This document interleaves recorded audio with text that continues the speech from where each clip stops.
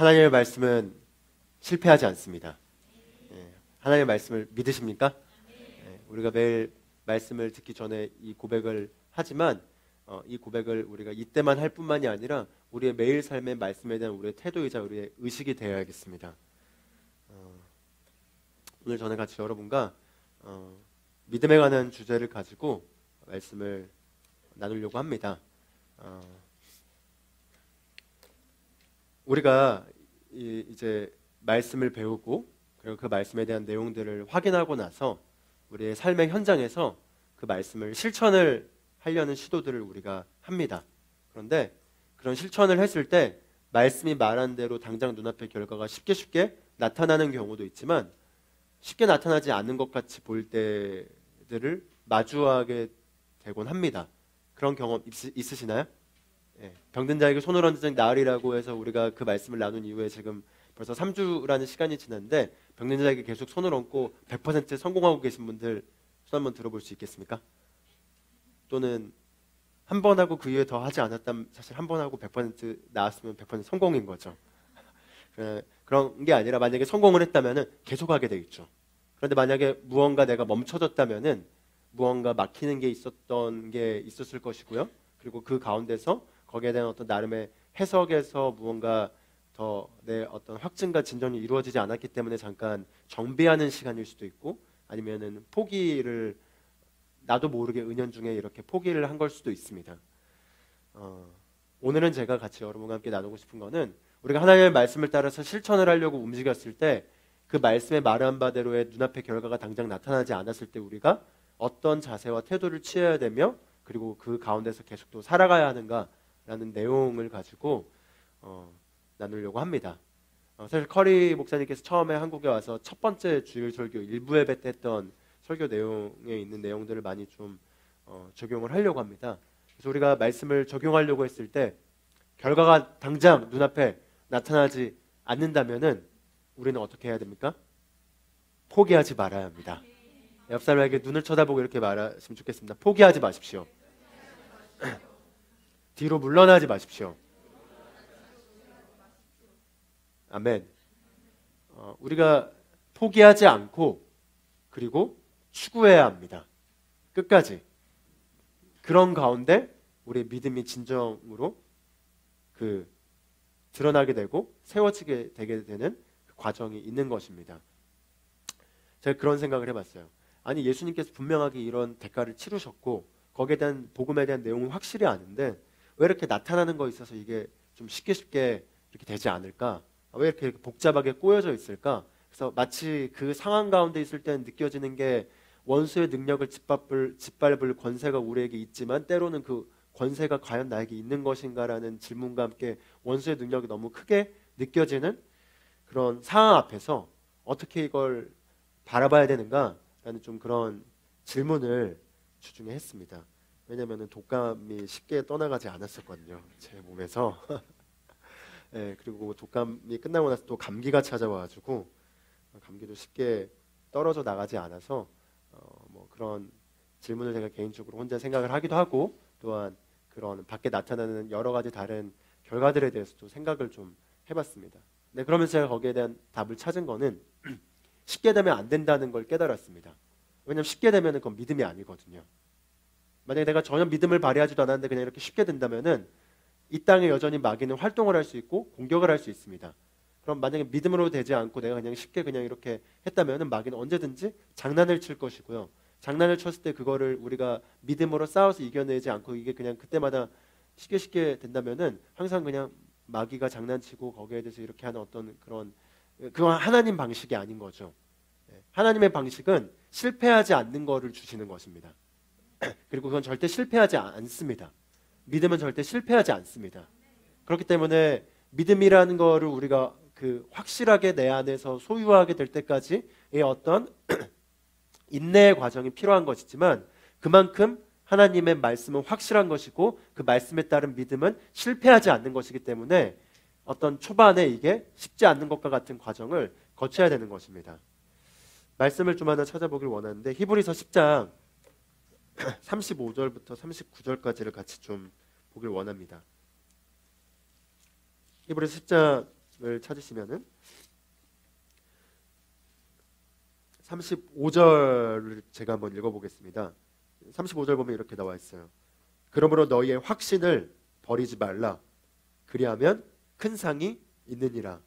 36절 너희에게 인내가 필요함은 너희가 하나님의 뜻을 행한 후에 그 약속을 받기 위함이라. 37절 조금 있으면 오실 이가 오시리니 지체하지 아니하시리라. 38절 이제 의인은 믿음으로 말미암아 살리라. 그러나 누구라도 뒤로 물러나면 내 혼이 그를 기뻐하지 아니하리라. 그러나 우리는 뒤로 물러나서 멸망하게 될 자들에게 속하지 아니하였고 오히려 믿어 혼의 구원에까지 이르는 자들에게 속하였느니라. 히브리서 말씀을 보면은 확신을 버리지 말라고 얘기합니다. 그래야지 보상을 얻을 수 있기 때문이라는 거죠. 그래서 확신을 버리지 말라고 얘기하고, 인내라는 게 필요하다. 즉 확신이 보상으로 나타나기 전까지의 그 과정을 버티는 것을 인내라고 볼 수 있겠죠. 근데 인내가 필요하다고 말하고 있습니다.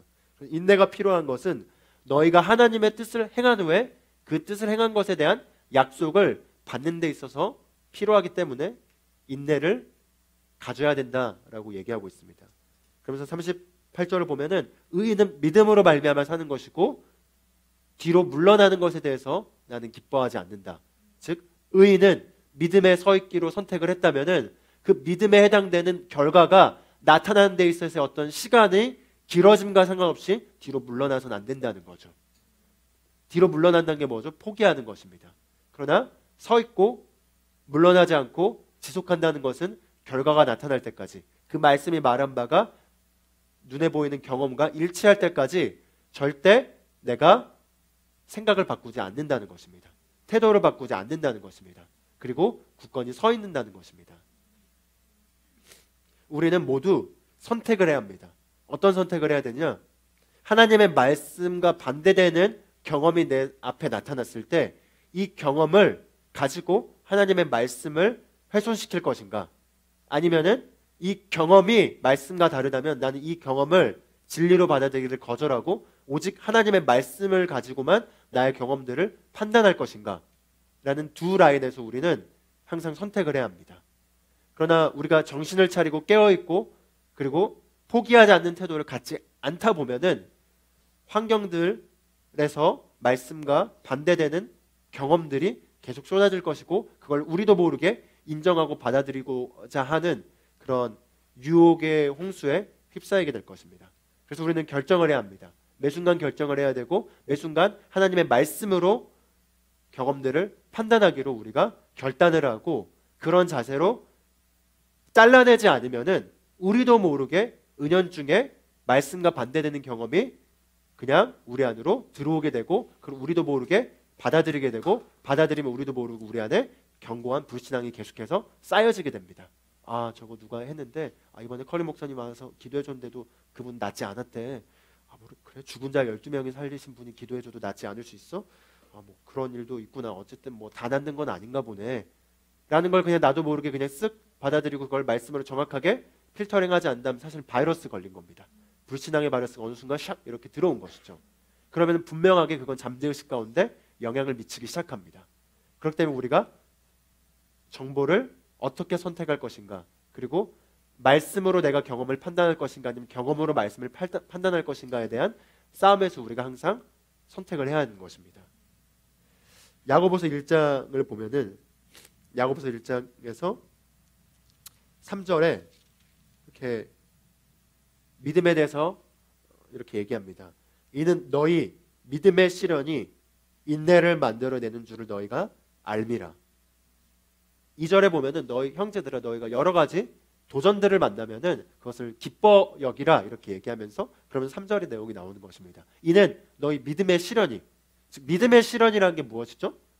믿음의 시련이라는 거는 바로 그겁니다. 내가 어떤 것에 대해서 믿음은 소망이 내 안에 구체화된 거죠. 즉 무언가를 소망했습니다. 소망한다는 거는 더 좋은 일이 무언가 내 삶에 일어날 걸 기대한다는 거죠. 그 기대했던 소망을 내가 붙잡은 것입니다. 그게 믿음인 거죠. 근데 그 믿음의 실현이란 건 뭐죠? 붙잡았지만 그게 내 삶에서 현실화되고 나타날 때까지의 그 지체되는 기간을 말하는 것입니다. 그리고 그 지체되는 기간을 바꿔 말하면 희망 고문이라고도 할 수 있겠죠. 내가 희망을 하지 않으면은 단념했기 때문에 단념하면은 사실은 뭐 실현일 것도 없습니다. 왜냐하면 그걸 운명으로 받아들이니까 그냥 불편함을 내가 그냥 당연하게 감수하는 거죠. 그런데 내가 기대하게 되면은 기대하게 되기 시작한 순간부터 그 기대한 바가 나타나지 않을 때 노심초사해지게 되고 마음이 이렇게 어려워지기 시작하는 것이죠. 그 바로 믿음의 실현인 것입니다. 그런데 여기서 이렇게 얘기합니다. 믿음의 실현이 인내를 만들어낸다. 즉 믿음의 실현이라는 건 반드시 있을 수밖에 없는 것이고 그 과정을 통해서 인내라는 근육이 세워지게 된다는 것입니다. 오늘 제목은 포기하지 말라는 말씀을 같이 나누고 있는데 결국 포기하지 않는다는 게 무엇이죠? 인내한다는 것입니다. 인내한다는 건 무엇이죠? 내가 어떤 결과를 보기로 결정을 했다면 그 결정과 아무리 반대되는 상황이 눈앞에서 계속해서 연장된다 하더라도 나는 그 연장되는 경험적 사실들을 받아들이기를 거절하고 내가 붙잡은 게 결과로 나타날 때까지 한치도 물러나지 않고 끝까지 버티겠다라는 각오입니다. 그리고 그것과 일치하게 내가 말하고 행동하고 그것과 기반해서 내가 움직이겠다고 결단한 어떤 결단력인 거죠. 여기서 바로 그런 인내가 믿음의 실현을 통해서 우리 안에서 세워진다는 것입니다. 그러면서 인내를 4절에 보면 인내를 온전히 이루라. 이는 너희가 온전하고 잘 갖추어져 아무것도 부족함이 없게 하려 함이라 이렇게 말하고 있습니다. 하나님은 우리에게 완벽한 걸 주셨습니다. 그리스도를 통해서 속량을 통해 이루어진 그 모든 것에 대한 값은 믿음을 통해서 우리에게 누려지게 되어 있고요. 그 영적인 영역에 이루어진 실제가 우리 물리적인 영역에 나타나는 데 있어서의 키는 믿음입니다. 근데 그 믿음은 불완전하게 만들어진 게 아니라는 것이죠.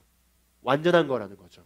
그렇기 때문에 그 믿음의 실현을 통해서 쌓여진 인내의 근육이 키워진 사람은 그 인내를 가지고 온전하며 잘 갖추어져 아무것도 부족함이 없는 위치에 이르게 됩니다. 그 과정은 우리가 싸워서 얻어야 될 것들이라는 것이죠. 이거는 쉽게 얻어지는 게 아닙니다. 그러나 우리 모두 얻을 수 있는 것이고 얻어야만 하는 것입니다. 왜냐하면 마귀가 하나님 편이 아니라 마귀가 계속해서 우리가 그 믿음에 온전하게 서 있지 못하도록 끝없이 방해할 것이고 포기하게 만들려고 끝없이 불신앙이 어떻게든 우리 안에 구축되기 위해서 모든 수단과 방법을 가리지 않고 초창기에 노력할 것이기 때문입니다. 그래서 하나님은 그 마귀의 공격에도 우리가 대항하고 끝까지 부족함이 없고 완전히 잘 갖춰질 수 있는 강력한 체제를 만드신 겁니다. 그것이 믿음입니다. 그래서 성경을 보면은 믿음에 대해서 결코 쉽게 쓰여져 있지 않고 방금 전에 히브리서 10장에서 봤던 것과 야고보서 1장에서 봤던 것처럼 인내라는 단어가 나오며 그것을 버텨내야 한다. 물러서지 말아야 한다. 이런 표현들이 계속해서 나오고 있습니다. 성경에서 유일하게 우리에게 싸움을 권면하는 것이 믿음의 싸움이죠. 디모데전서 6장 12절 같이 보겠습니다. 디모데전서 6장 12절을 같이 보면은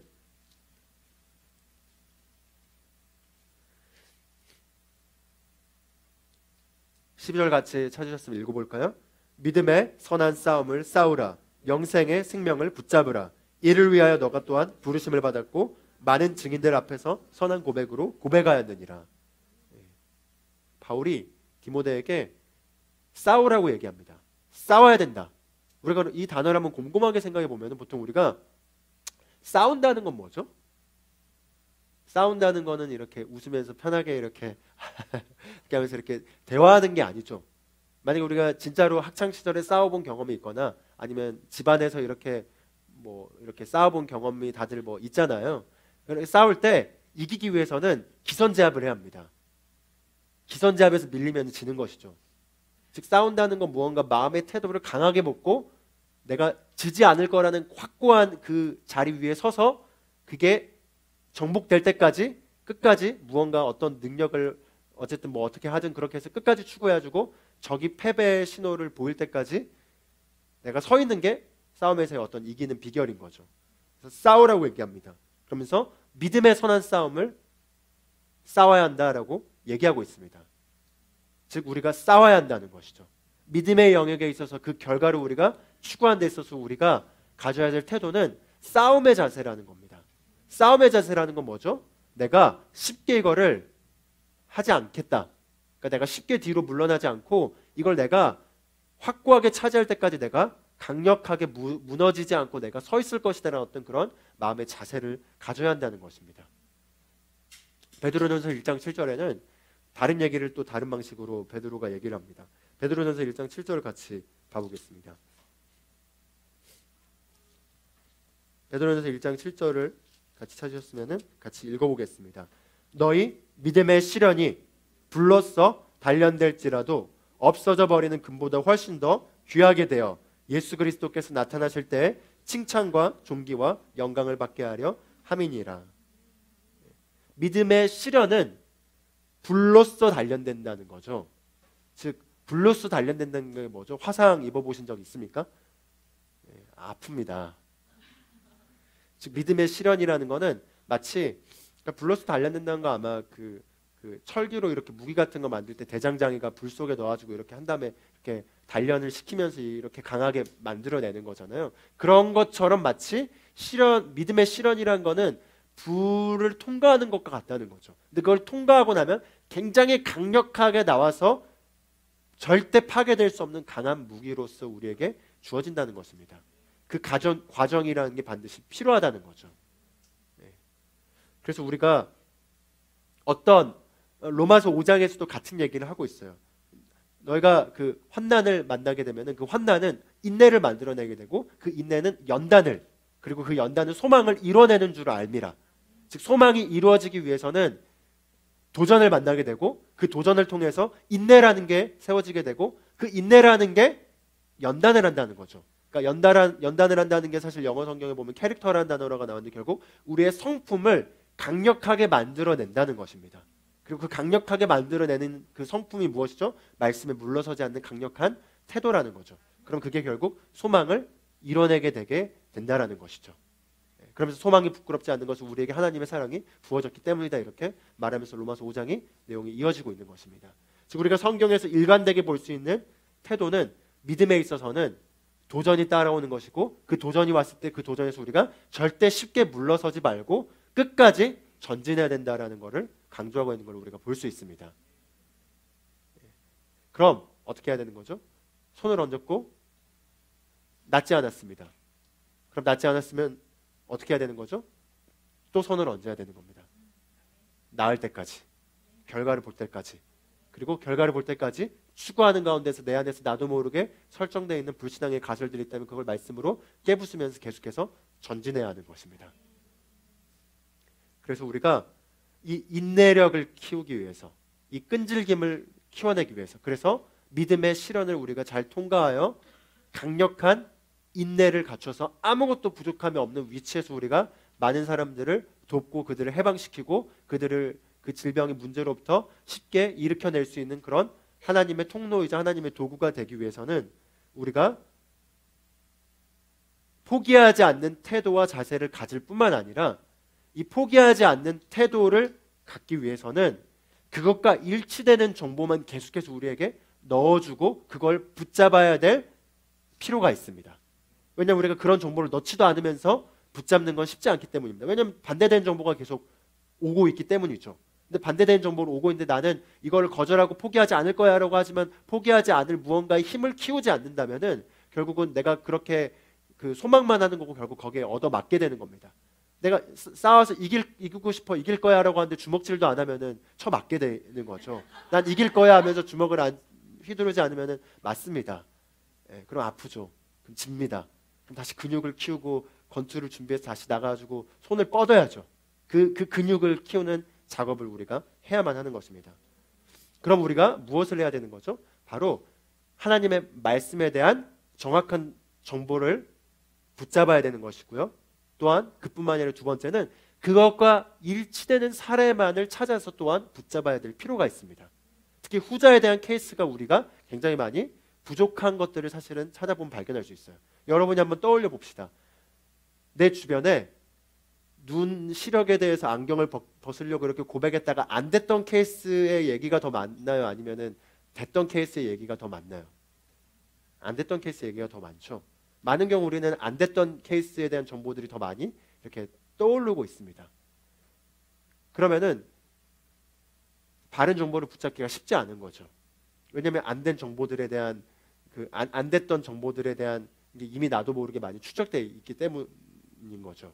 그럼 의도적으로 더 된 정보들, 즉 말씀과 일치되는 결과를 만드는 정보들을 찾아낼 필요가 있습니다. 예. 성경의 사례를 찾을 수도 있고요. 또한 현장에 실제 있었던 사례들을 찾을 수가 있습니다.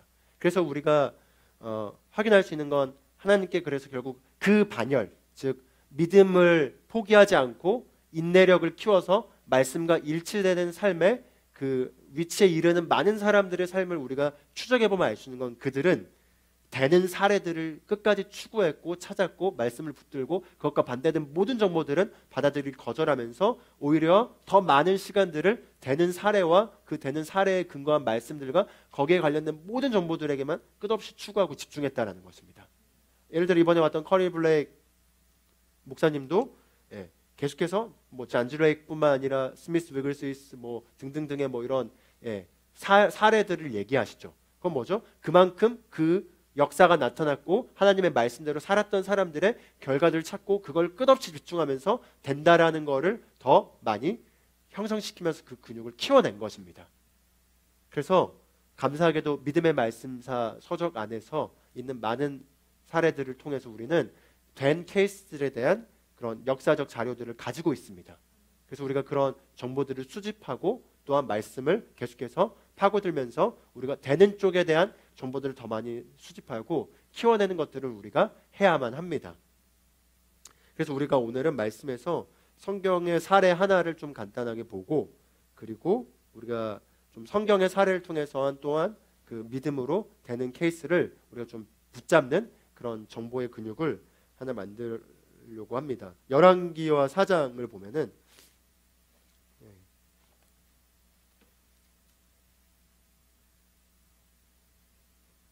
열왕기하 4장 8절부터 같이 좀 보려고 합니다.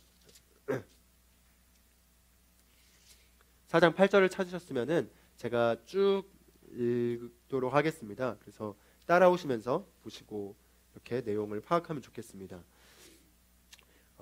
열왕기하 4장 8절 엘리사가 수넴을 지나가는 어느 날 거기에 한 유명한 여인이 있었는데 그녀가 그에게 음식을 들라고 권유하므로 그가 지나갈 때마다 음식을 먹으러 그곳에 들르더라.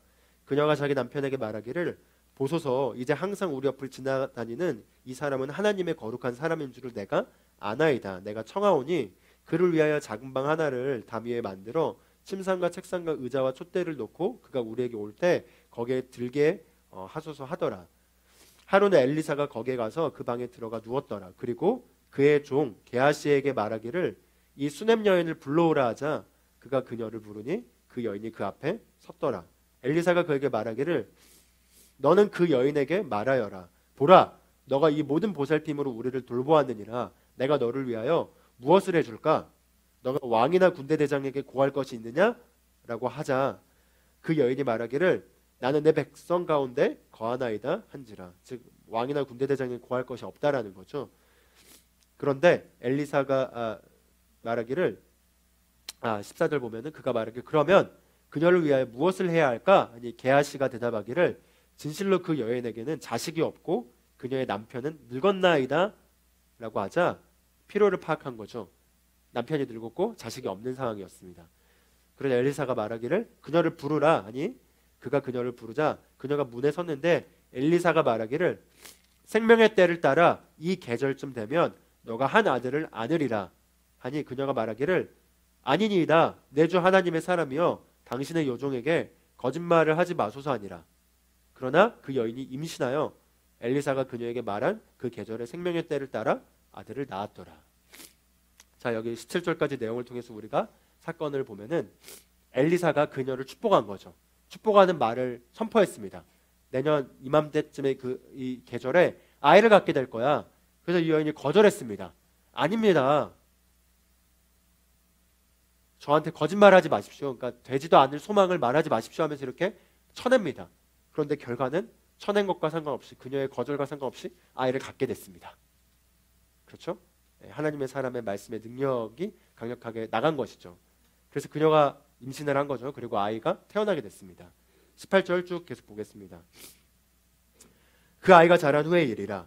하루는 그가 곡식 빼는 자들에게로 나가 그의 아버지에게 이르렀는데 그 아이가 그 아버지에게 말하기를 아이고 내 머리야, 아이고 내 머리야. 그러니까 머리가 아픈 비명을 지르는 거죠. 그리고 그 아버지가 한 소년에게 말하기를 아이를 빨리 그 어머니에게 데려가라 이렇게 얘기했습니다. 그 아이를 옮겨다가 그 어머니에게로 데려갔는데 그 아이가 낮까지 그 어머니의 무릎에 앉아 있다가 죽었더라. 죽어버린 것이죠. 아파가지고. 그러자 그녀가 올라가 그 아이를 하나님의 사람의 침상에 두고 문을 닫고 나와서 그녀의 남편을 불러 말하기를 내가 청하오니 청년 한 명과 나귀 한 마리를 내게 보내주셔서 내가 하나님의 사람에게 달려갔다가 돌아오리이다 하니.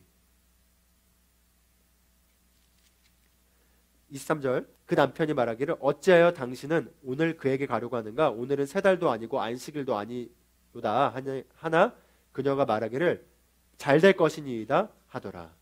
22절 23절에서 우리는 그녀의 어떤 중요한 자세를 하나 볼 수 있습니다. 지금 아들이 죽은 상황이죠. 자기 품에 앉아서 이렇게 갤갤대다가 오후에 죽었습니다. 그래서 죽은 상태에서 아들을 그 꼭대기층 방에 눕혀놓고 나와서 남편에게 아들이 죽었어요. 이제 어떡하죠 우리? 대책회의를 세우죠. 장례식을 어떻게 해야 될까요? 이런 얘기를 하는 말을 하지 않았습니다. 죽었단 말조차도 꺼내지 않았습니다. 남편에게 이렇게 얘기했습니다. 내가 하나님의 사람에게 좀 다녀오겠습니다. 그러자 엘리사가 아니 오늘은 그럼 안식일에는 그렇게 그 사람을 찾으러 가야 될 날도 아닌데 왜 가려고 하냐 이렇게 얘기하자 그녀가 이렇게 얘기합니다. 잘 될 것이니이다. 따라서 한번 고백해 볼까요? 잘 될 것입니다. 영어로는 it shall be well. 그러니까 it is well. 잘 될 것이다. 라고 이렇게 얼버무리면서 이렇게 얘기합니다. 그러니까 다른 상황에 대한 본인의 그녀의 그 죽은 아들이 살아날 것이라는 어떤 믿음이 가졌다는 것을 우리가 알 수 있는 것이고요. 그것과 반대되는 환경에 대한 얘기를 그녀 입에서 전혀 나오고 있는 것을 우리가 발견할 수 없습니다. 오히려 그녀 입에서는 내가 하나님의 사람에게 좀 갔다 오겠다. 그리고 잘 될 것이다. 이렇게 두 단어를 말했던 것을 우리가 볼 수 있습니다. 자, 24절 계속 보겠습니다. 그리고 나서 그녀가 나귀에게 안장을 얹고 그녀의 종에게 말하기를 몰고 앞으로 가라. 내가 너에게 명하지 않는 한 나를 위하여 모든 것을 늦추지 말라고 하더라. 그래야 그녀가 갈멜산으로 가서 하나님의 사람에게 이르니 하나님의 사람이 그녀를 멀리서 보고 그의 종 게하시에게 말하기를 보라 저기 수냄 여인이 있도다. 내가 청하니 너는 이제 달려가서 그녀를 맞이하며 너가 평안하냐 너 남편은 평안하냐 아이도 평안하냐 하라 하니 그녀가 대답하기를 평안하다이다 라고 하더라. 여기서도 지금 그녀의 답변이 뭐였죠? 먼저 입에서 나온 얘기는 평안하긴 무슨요 지금 내 아들 죽고 지금 난리 나서 지금 제가 당신께 찾아온 거 모릅니까? 라고 얘기하지 않았다는 거죠. 평안합니다 라고 그녀의 믿음을 선포했습니다. 자, 그리고 나서 28절 27절로 보면은 그녀가 산으로 가서 하나님의 사랑을 이르러 그의 발을 붙들자 게하시가 가까이 와서 그녀를 밀치고자 하니 그러니까 무례한 행동을 한 거죠. 하나님의 사람에 가까이 와가지고 그분의 발을 이렇게 막 잡으니까 게하시라는 종이 와서 그녀를 이렇게 밀치려고 했습니다. 그런데 엘리사가 얘기합니다. 하나님의 사람이 말하기를 가만두어라. 그녀의 혼이 그녀 안에서 괴로워하는 걸 내가 볼 수 있다. 그러나 주께서 그것을 내게 감추시고 내게 말씀하지 아니하셨도다라고 하더라. 그러니까 여기서 포인트는 뭐냐면 엘리사가 그녀가 자기 앞에 와서 자기 발을 붙잡는 상황까지 와서 그녀가 무언가 지금 고통스러운 일이 있다라는 거는 그냥 눈치껏 알았지만 하나님이 어떤 말씀을 줘가지고 이미 그녀 아들이 죽었고 그걸 구원하기 위해서 자기가 찾아왔던 그런 정보들이 없었다라는 거죠. 즉 모르고 있다라는 겁니다. 그러면서 28절에 얘기합니다. 그 여인이 말하기를 내가 내 주께 아들을 원했나이까 나를 속이지 말라고 내가 말씀드리지 아니하더이니까 이렇게. 그러니까 엘리사요. 내가 아들을 원한다고 말하지도 않았고 나는 오히려 이렇게 거짓말하지 말라고 했는데 부연 설명을 하면 당신이 나에게 이렇게 축복을 해서 아이를 갖게 됐는데 그 아이가 지금 이렇게 죽게 된 것입니다. 근데 그 주셨으면 살게 해야지 죽게 되는 게 말이 됩니까? 뭐 그런 말이겠죠. 그러자 29절 엘리사가 게하시에게 말하기를 너 허리를 동이고 내 지팡이를 내 손에 들고 길 가라. 누구를 만나든지 인사하지 말며 누가 내게 인사하더라도 대답하지 말고 내 지팡이를 그 아이의 얼굴에 놓으라고 하더라. 그 아이 어머니가 말하기를 주께서 살아계신 한 또 당신의 혼이 살아있는 한 내가 당신을 떠나지 아니하겠나이다 하자 엘리사가 일어나 그녀를 따라가니라.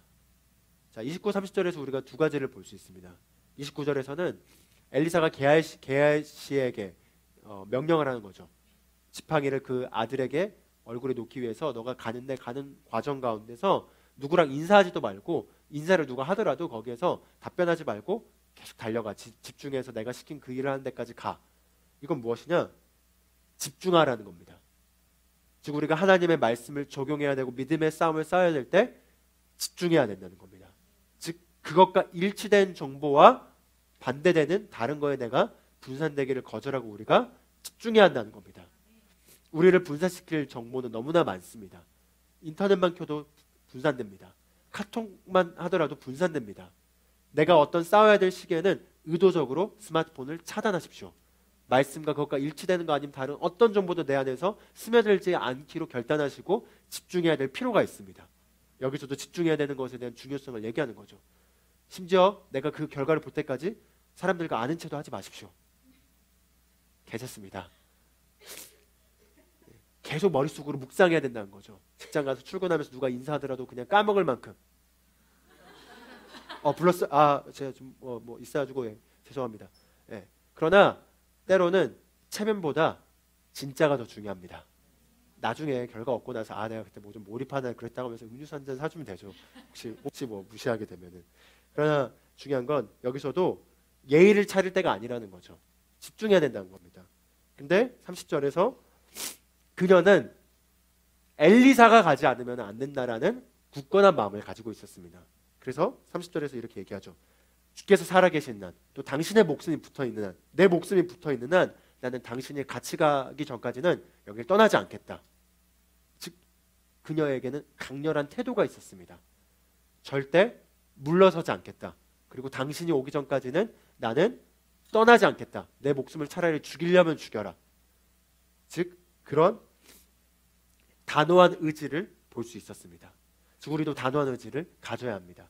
싸울 때, 믿음의 싸움을 싸울 때 우리는 포기하지 않고 차라리 내 목숨을 앗아가려면 앗아가라.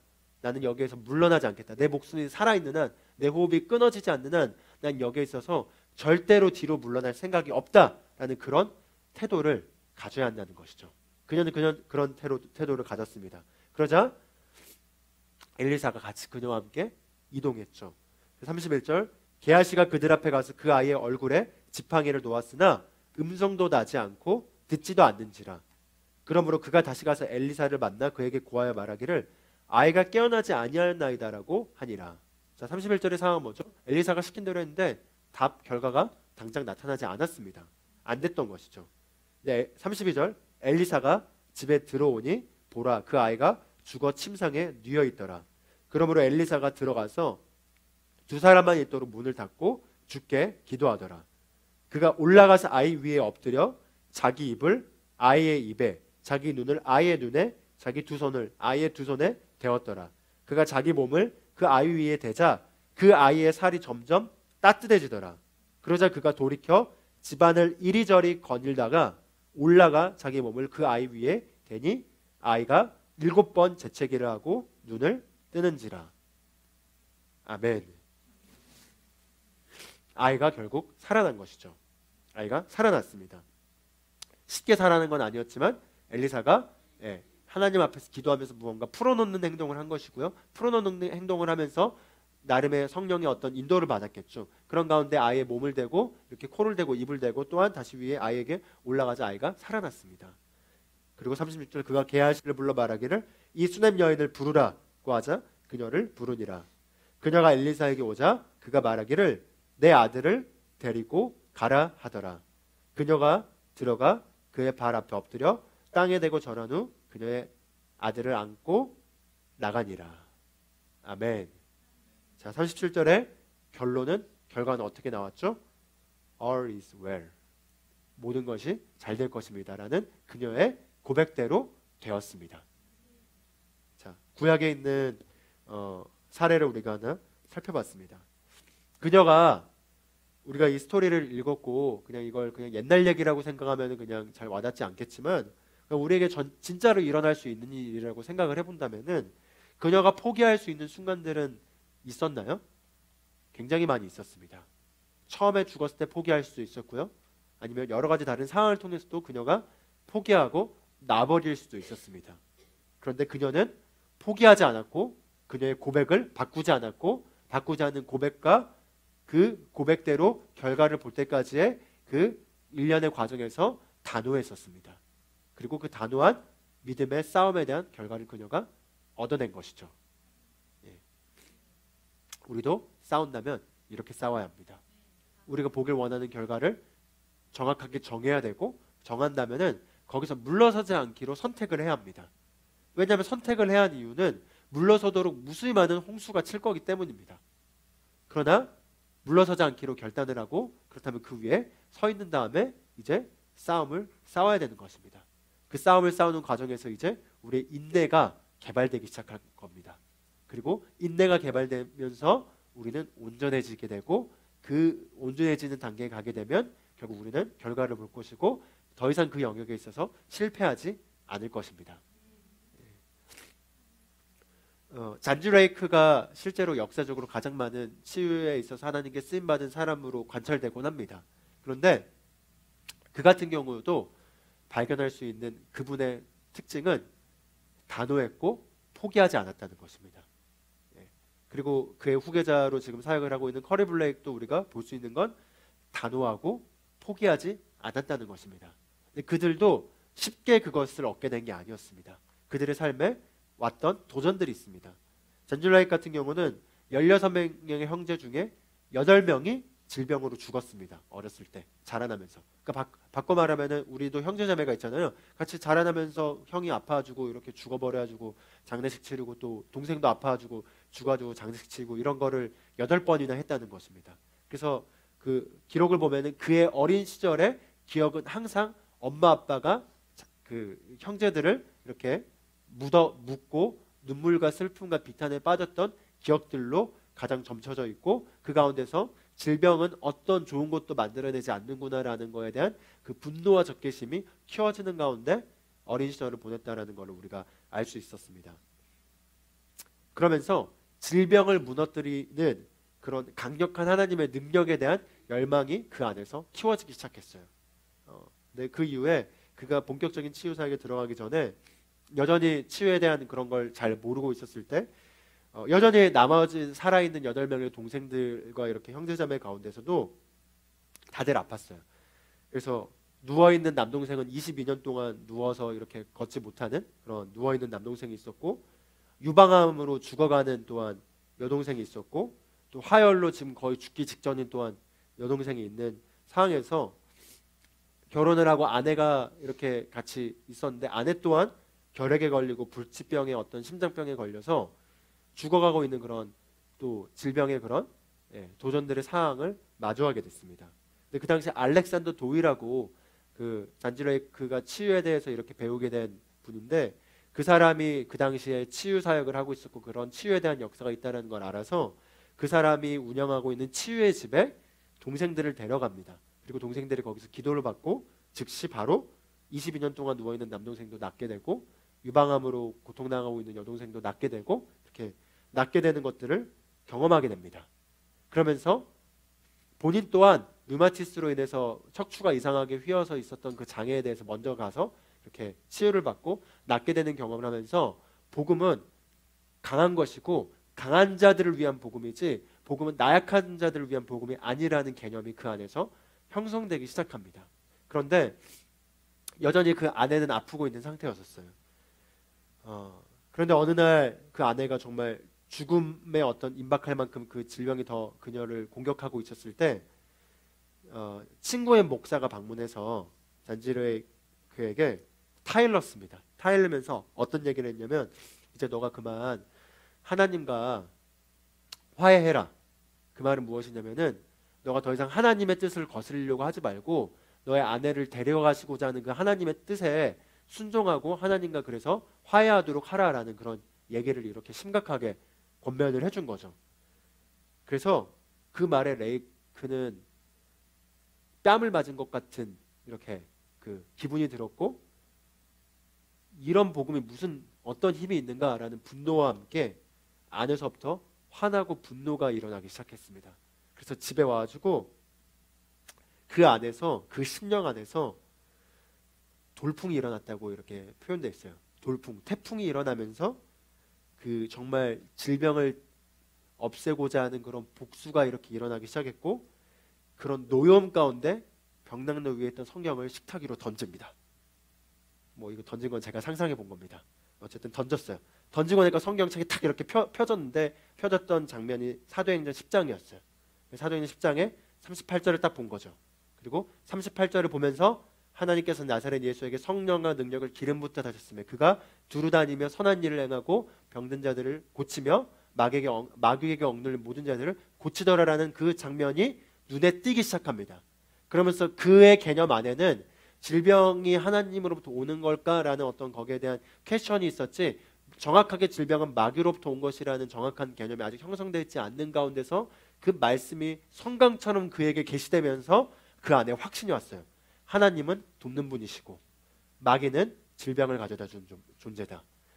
질병은 마귀로부터 온 것이다. 그리고 하나님은 예수님을 통해서 우리를 치유하길 원하신 분이시다 라는 게 그 안에 계시되었습니다. 그래서 사단이 문제고 예수님은 해결책이다 라는 게 그 안에 회음돌이처럼 그의 생각을 가득 채우기 시작합니다. 그래서 그가 결단을 합니다. 내 안에는 치유받을 것이다. 그래서 날짜를 정해요. 1898년 4월 28일, 바로 그 다음 날이었던 것 같아요. 4월 28일 아침 9시 반에 내 아내는 나을 것이다 라고 낳는 날짜를 정합니다. 그리고 알렉산더 도에게 전보를 칩니다. 내 아내를 위해서 그 시간에 기도를 해달라. 그럼 나는 그 시간에 동시에 내 아내에게 내가 손을 얹을 것이고, 당신이 기도를 해주면은 그 순간 내 아내가 물리적으로 비록 떨어져 있다 하더라도 나을 거란 걸 나는 믿는다. 그리고 난 너의 기도를 믿을 것이다 라고 전보를 치고 전보가 옵니다. 그래, 그 시간에 내가 기도할 거다. 그리고 다음날 아침 9시 반이 딱 될 때 9시 반에 아내를 위해서 기도를 합니다. 네, 어떤 일이 생겼을까요? 예, 그녀가 바로 치유되었습니다. 그 순간 치유되었고, 일어나면서 나았다는 걸 확실히 알 수 있어 이렇게 하면서 걸어 나올 수 있었고, 그렇게 제주 레이크가 치유에 대해서 배우면서 이렇게 싸우는 과정들을 통과했습니다. 아멘. 제가 잠깐 하나의 사례를 얘기했지만, 이렇게 우리는 분노해야 합니다. 분노가 허용되는 구간이 있습니다.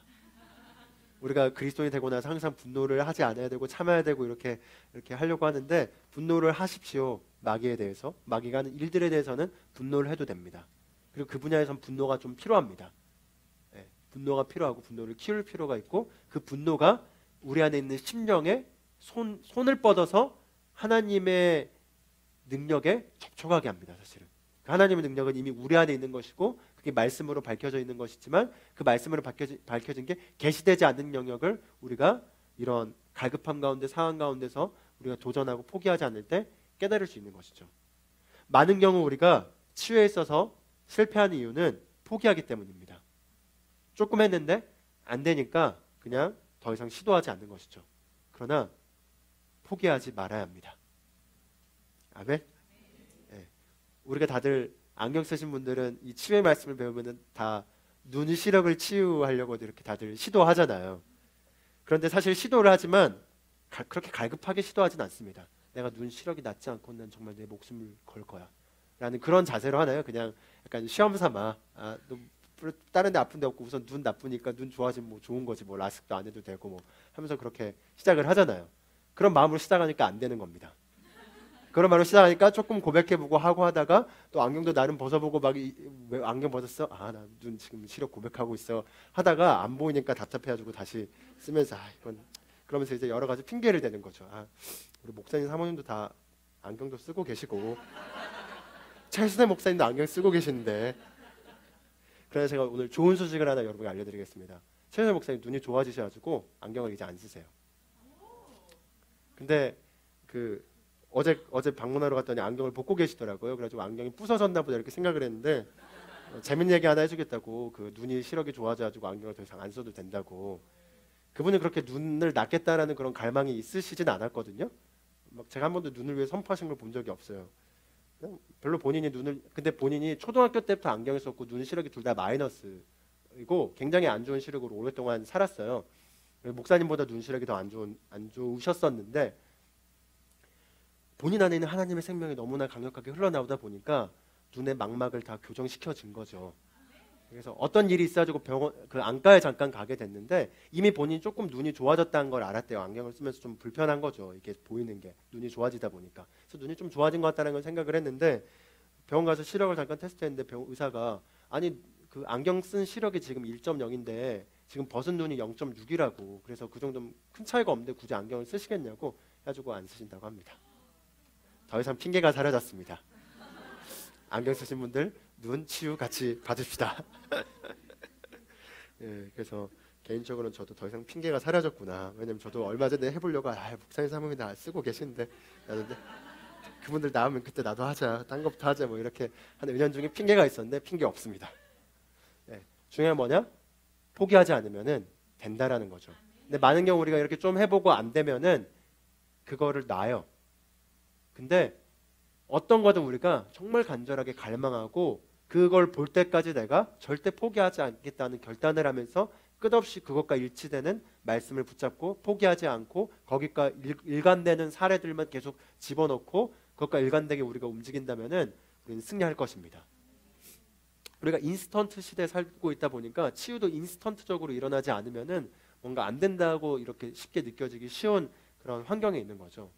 제가 독감에 지난주에 걸려서 독감을 제가 안 걸려봤어요. 그래서 독감이 이렇게 아프구나라는 걸 처음 알았어요. 뭐 감기랑 뭐 비스무리하겠지. 감기가 강한 경우 독감은 근육통을 일으키고 오한 증상이 일어나가지고 참 괴롭더라고요. 그래서 제가 그러니까 지지난주 목요일에 갑자기 독감 증상이 일어난다는 게 감지됐었고 금요일날 하루 종일 온몸이 춥고 얻어맞은 것처럼 근육이 다 막 이렇게 아프고 이랬던 걸 느껴가지고 나름 고백을 했죠. 저에게 예수님의 이름으로 독감아 떠나라! 막 이렇게 하면서 막 하고 이렇게 싸운다고 하고 했는데도 여전히 아팠어요. 그래서 여전히 아픈 상태에서 토요일에 와가지고 토요일도 뭐 이것저것 하고 딴 거 했는데도 여전히 막 몸에 막 이렇게 춥고 아프고 이렇게 하고 일요일날 제가 지난주 말씀 전하면서 뭐 이렇게 전 나을 걸 믿는다고 뭐 이렇게 하면서도 그날 저녁에도 여전히 온몸이 아프고 막 춥고 막 떨리고 이래가지고 참 치유 뭐 돼야 되는데 왜 뭐 쫓아내도 되지도 않고 막 이런 생각을 하다가 제가 깨달았습니다. 인스턴트적으로 제가 적용을 하려 하고 있고 조금 선포하고 나가라고 명령하고 안 되니까 벌써 왜 안 돼? 막 이런 이 모드에 있다라는 걸 깨달아가지고 그날 저녁에 좀 목사님과 어떤 대화를 하다가 어떤 치유에 대한 어떤 한 분의 사례에 대해서 잠깐 건네듣게 됐는데 그분이 그 말씀을 치유받을 때까지 꽤 많은 시간이 걸렸던 것 같은데 몇 개월 시간 동안 매일 2~3시간씩 계속해서 고백하면서 이렇게 포기하지 않았다는 거죠. 그래서 제가 또 하나의 사례가 떠올랐습니다. 그건 하나 뭐 여러분도 많이 들어보셨던 사례지만 여의도 순복음교회 조용희 목사님에게 한 분이 예전에 찾아왔는데 뭐 아무튼 입에 어떤 뭔가 암이었던가 종양 같은 게 문제가 있어가지고 성대에 뭔가 문제가 있어가지고 찾아와서 목사님 기도 좀 해주세요. 제가 이게 성대가 문제가 있어가지고 이렇게 합니다라고 하니까 조용희 목사님이 당신이 이미 입에서 잘못된 것들만 쏟아져 나오고 있는데 난 기도해 줄 수 없다. 그래서 오사님 기도원에 가서 노트에다가 예수님이 책찍에 맞음으로 내가 나음을 얻었다를 1000번 쓰고 오면 그 다음에 내가 기도를 해주겠다고 이렇게 돌려보냈다고 합니다. 그래서 그녀가 이제 들어가서 이제 또 시키는 거 열심히 해야 되니까 그래서 1000번을 쓸 때마다 한 번 쓰고 소리내서 말하고 한 번 쓰고 소리내서 말하고 그래서 이렇게 쓴 거죠. 그가 책찍에 맞음으로 나는 나음을 얻었다. 그가 책찍에 맞음으로 난 나음을 얻었습니다. 이렇게 계속 이렇게 쓴 거죠. 목소리가 안 나오는 상태였었어요. 성대에 뭐 종양인가 뭐가 있어가지고. 근데 어쨌든 이제 1000번을 다 써가지고 그냥 신나가지고 1000번 써서 이제 목사님께 찾아온 거죠. 목사님 이제 기도해 주십시오. 제가 1000번을 썼습니다. 근데 좀 말 잘하고 있네요. 이미 나은 거죠. 쓰면서 이미 목소리가 잘 나오고 있네요. 말이 안 나와서 기도해 달라 했는데 지금 이미 외치고 문제가 없네요. 그러고 보니 그렇네 해가지고 나왔습니다. 네. 자, 제가 이 얘기를 또 하는 건 뭐냐면 우리가 어떤 걸 쉽게 하려고 하고 조금 고백해보고 안 되면 뭐가 안 되지 하고 고백을 멈추고 불신앙의 편에 벌써 서버린다는 겁니다. 제가 딱 그러고 있더라고요. 그래서 제가 그래 내가 아주 이 자식들을 박살 내야겠다. 내가 나을 때까지 나 고백을 멈추지 않겠다 해가지고 제가 그날 딱 집에 가는 순간부터 차에서 미친 듯이 강렬하게 말씀으로 좀 책찍질을 했습니다.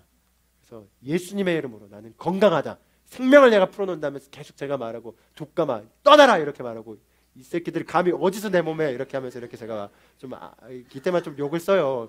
그래서 욕도 쓰고 이렇게 좀 고백하고 이렇게 하면서 한 1시간 반 뭐 집에 가는 2시간 정도 강렬하게 고백을 하고, 이렇게 하고 집에 가가지고도 여전히 증상은 있었지만 제가 계속해서 고백을 멈추지 않겠다라고 하고 말씀의 편에 서기로 선택을 했습니다.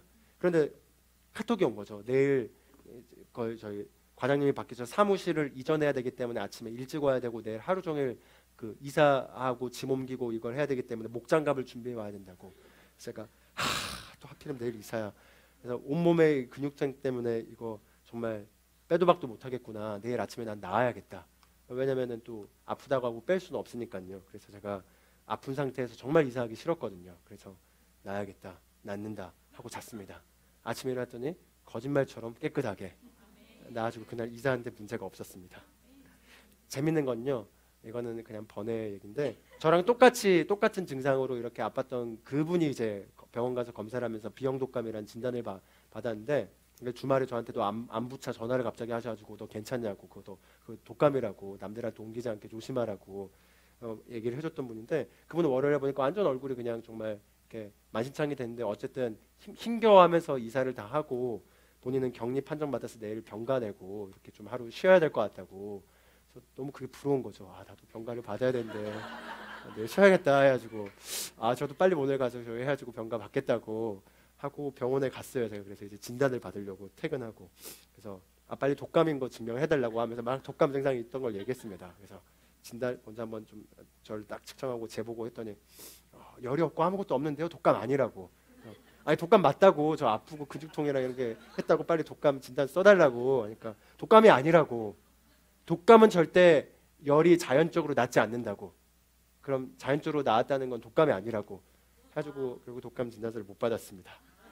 그래서 전 다음날 출근했고 그분은 쉬셨습니다. 네. 근데 독감이 아니고 감기라고 하면서 저한테 감기 처방을 하면서 주사를 놓아가지고, 제가 주사 맞을 생각은 없었는데 가지고 주사 맞아야 된다고. 그래서 안 맞으면 안 되냐고, 나 그냥 가겠다고, 나 독감 진단 받으려고 온 거라고, 맞으셔야 한다고 해가지고 제가 거기서 안 맞아야 됐었는데 맞아가지고 감기로 또 일주일 고생했습니다. 자, 중요한 건 그래서 뭐든 하나씩 정복해야 한다는 겁니다. 그리고 싸워야 한다는 겁니다. 쉽게 포기하지 마시고 말씀을 붙잡고 끝까지 증상이 반대되는 걸 얘기한다 하더라도 말씀의 편에 서시고 포기하지 마십시오. 우리가 그 과정을 갖는다면은 우리는 반드시 믿음의 결과를 만들어내고 모든 것에서 조금도 부족함이 없는 위치에 이르게 될 것입니다. 아멘. 네. 같이 기도하고 마무리하겠습니다. 하나님 아버지 감사합니다. 우리가 오늘 믿음을 통해서 포기하지 말아야 되고, 하나님의 말씀은 실패하지 않으며 그리스도께서 이루신 일들에 대한 결과는 우리가 믿음 안에 서 있을 때 반드시 나타날 수밖에 없다라는 걸 말씀을 통해서 우리가 다시 한번 봤습니다. 우리가 믿음 안에 서고 뒤로 물러나지 않기로 결단합니다. 그리고 그것과 반대되는 어떤 마귀의 공격이 온다 하더라도 우리가 믿음의 선한 싸움에서 절대 포기하지 않고 물러서지 않고 영생을 붙잡고 그 위에 서서 우리가 정복할 뿐만 아니라 억압당하는 더 많은 사람들을 이겨내고 그들을 구출해낼 수 있도록 우리가 전진하겠습니다. 하나님의 말씀을 저에게 주시니 감사드리며 저에게 포기하지 않는 믿음의 근육을 일으키시니 감사드립니다. 예수 그리스도의 이름으로 기도합니다. 아멘.